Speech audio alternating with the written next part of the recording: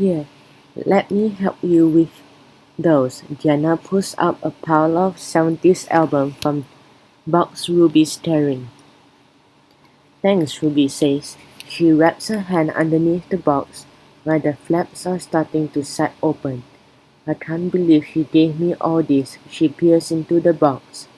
Journey, the Rolling Stones ELO.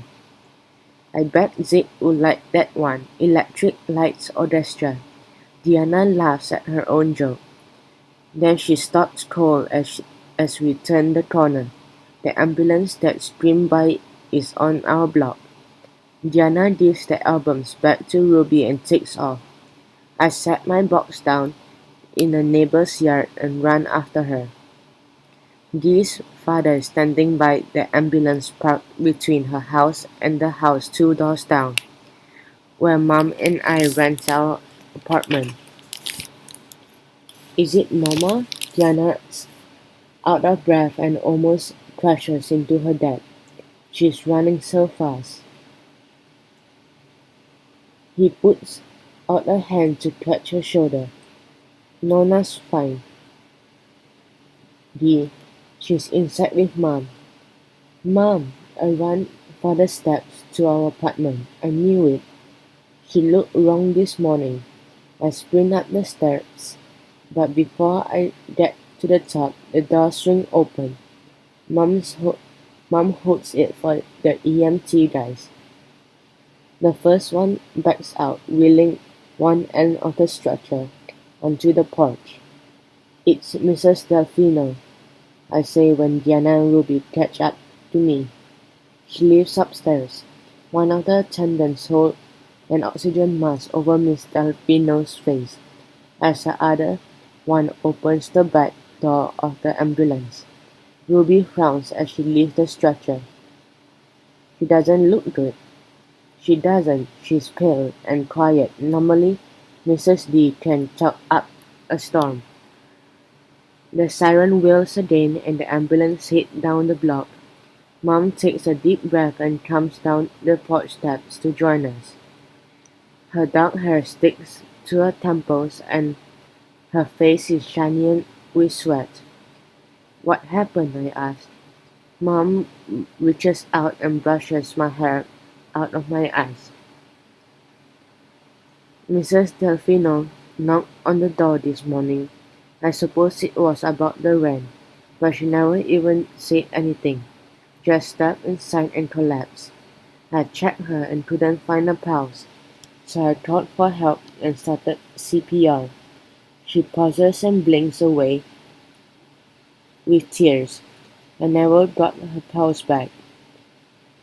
It doesn't always work, Ruby says.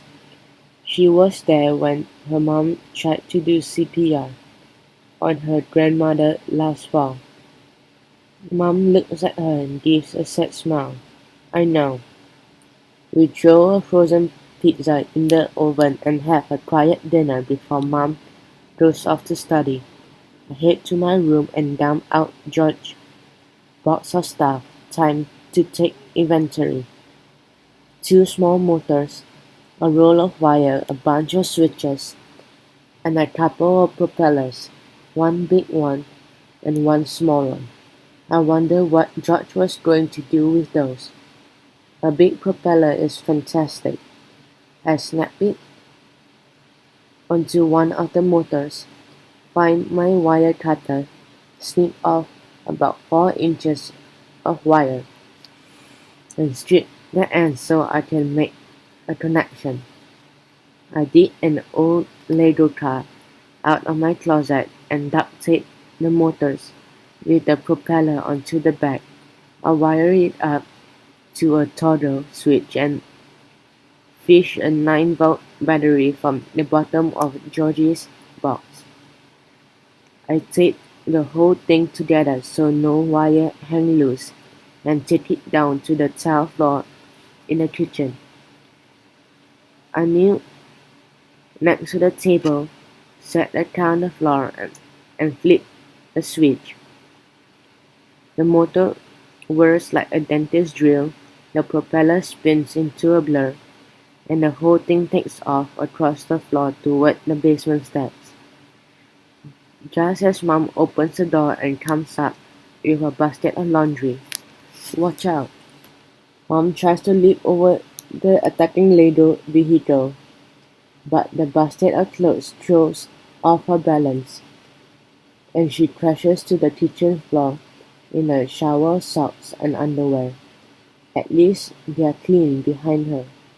A propeller car flies down the basement stairs, and I hear the heaviest pieces clunking their way down the steps.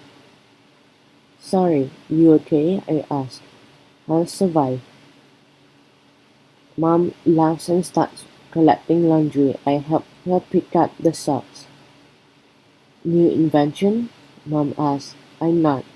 It was a good one too. She laughs again. Her eyes don't look blotchy and sad anymore. It's better than that way, so I decided not to bring up that again. At least not yet.